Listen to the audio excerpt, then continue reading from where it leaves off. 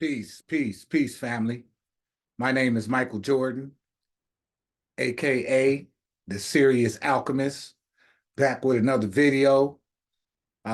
Today I got a book review. The book review was recommended to me by one of my subscribers, and I think his name is Mystic Magic.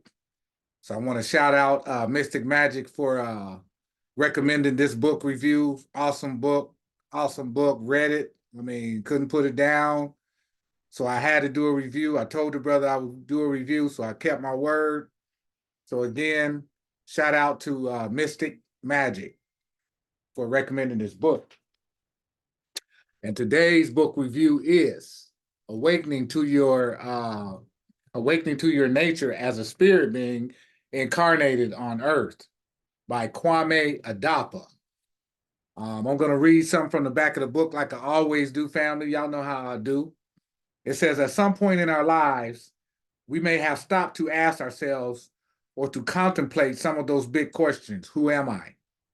Where was I before I got here? What happens once my present consciousness passes away? Is there something afterwards? Is this all there is? In Awakening to Your Nature as a Spirit Being Incarnated on Earth, Kwame Adapa presents an entirely different approach to addressing these big questions that humanity has pondered over the ages. He argues that the process of awakening entails successive stages of increases in awareness. The awakening journey of the individual encompasses the experience and eventual mastery of these levels of awareness. Drawing from his own life experiences of having experienced each of these levels of awareness, Kwame Adapa takes the reader on an intellectual and a spiritual journey similar to exciting Plato's cave, immersing in views of the real world and proceeding beyond that to infinity. And it has an author bio on here, a little bio about the author. Kwame Adapa is an educator and spiritual practitioner who has traveled the world in pursuit of knowledge and personal development. He has advanced his own conventional education to the doctoral level and has trained with various spiritual teachers and masters around the world to advance levels. His mission is to help stimulate personal development and to raise consciousness through education. Well, he's doing that, family. The brother's definitely doing that. You know what I'm saying? So shout out to Kwame Adapa for writing this book because it's a masterpiece, y'all. And if you get a chance, put your hands on it because it's worth it. So y'all know, as I do, I'm gonna read a little something out of here that I think is profound. You feel me? Something that I think is profound because I know that we are spirit beings having a human experience. You know what I'm saying? Not the other way around. We are spirit beings having a human experience. And the universe is not happening to us, it's happening from us. You feel me? So, you know what I'm saying? I just want to put that out there.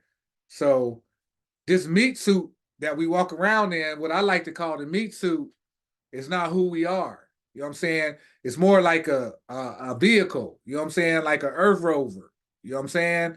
To move around the earth. But once it's done and breaks down, you know what I'm saying? That's it for this body. But the soul and the spirit go on to other worlds and higher dimensions, you know what I'm saying? But anyway, that's a whole nother video. But let me read something from the brother's book.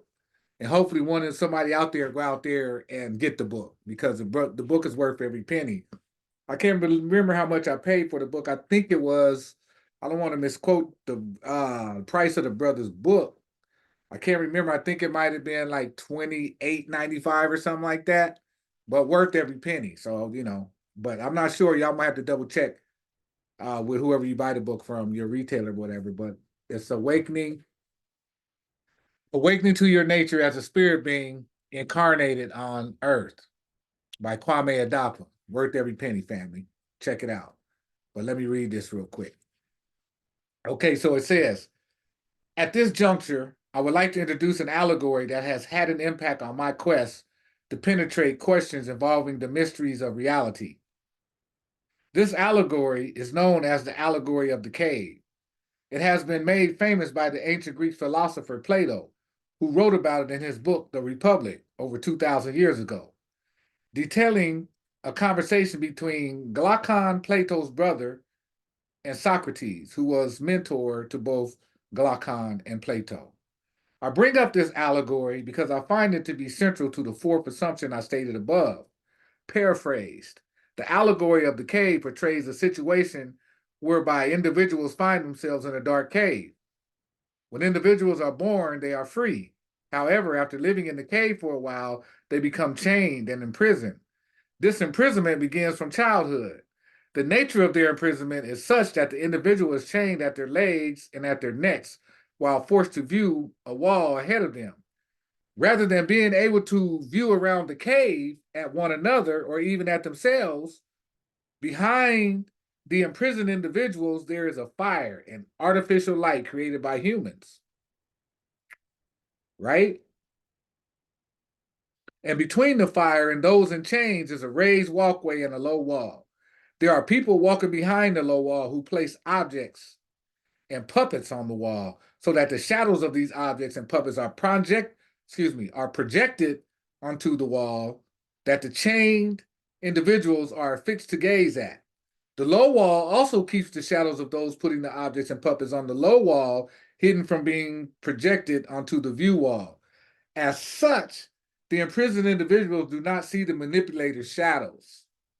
Those controlling the objects and puppets make sounds that the chained individuals believe are coming from the shadows they see on the wall. Interestingly, the chained individuals believe that the shadows are real, rather than being shadows of real objects. This is because they have never seen real objects, having had their vision and attention fixated on the wall and nothing else. One can gather that this first part of the allegory details the reality of the nation where citizens get fed the official line through the media.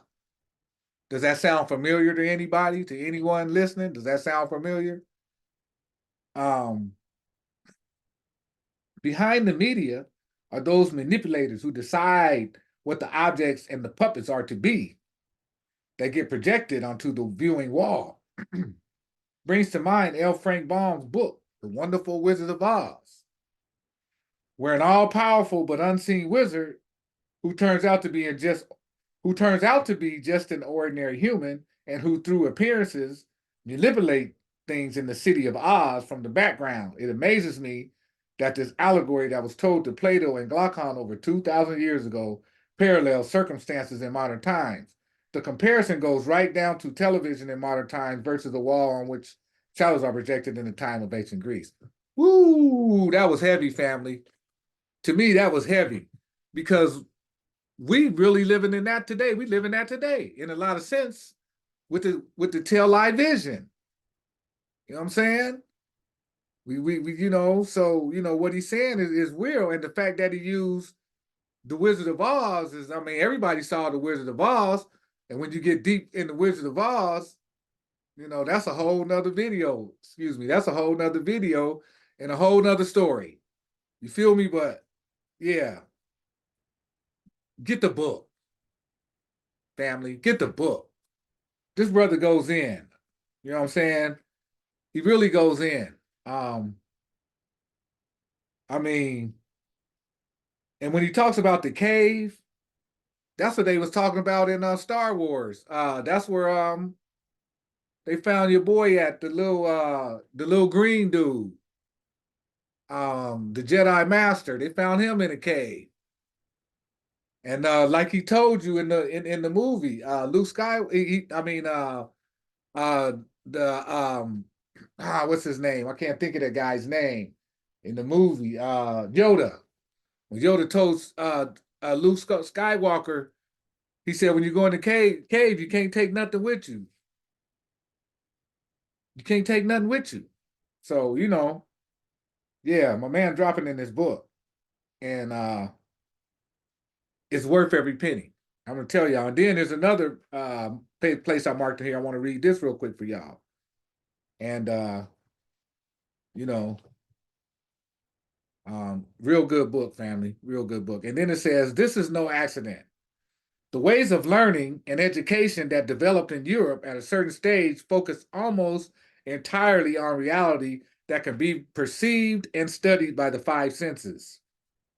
The view of the world from those influential philosophers in Europe became one that is materialistic. Those European philosophers like Descartes and scientists like Newton focused on materialism, right? The maw of terror. I call materialism the maw of terror because the first two letters in materialism is M-A, ma. Materialism is the mother of terror, and the matrix is the mother of tricks. But anyway, he says, focus on materialism of the observable real world, the dominant ontology of the modern European knowledge system and its associated epistemology became one based on materialism. Ontology is how reality is viewed, and epistemology is how knowledge is derived from that view of reality. To be fair, some European thinkers at different times over the past millennium have advocated a focus on both physical and non-physical realities as realms for gaining and building knowledge about the world. It just turns out that the bias towards materialistic existence won over the alternative. Materialistic science has since been quite successful in advancing categories of knowledge, but even with this success, there have been anomalies and phenomena that could be explained by incorporating an acknowledgement of spirit as an assumption. So, family, I mean, this brother's writing some profound stuff in here. And just profound. Awakening to your nature as a spirit being incarnated on earth by Kwame Adapa. Family, get the book. It's worth every penny. I mean, wow. It just blew my mind. And I want to shout out my man again, the Mystic Magic or the Magic Mystic. I can't think of which way it was, but he he knows who he is. Shout out to that brother for offering this book up. If anybody else out there got some books they want me to review, I'm gonna leave my email down in the description box, or just write a comment down below and let me know, and I'll definitely do a review on it. I'll definitely read and do a review on it.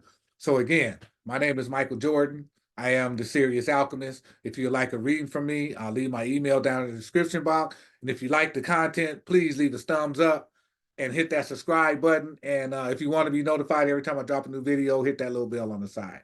All right. My name is Michael Jordan. I am the Sirius Alchemist. Peace.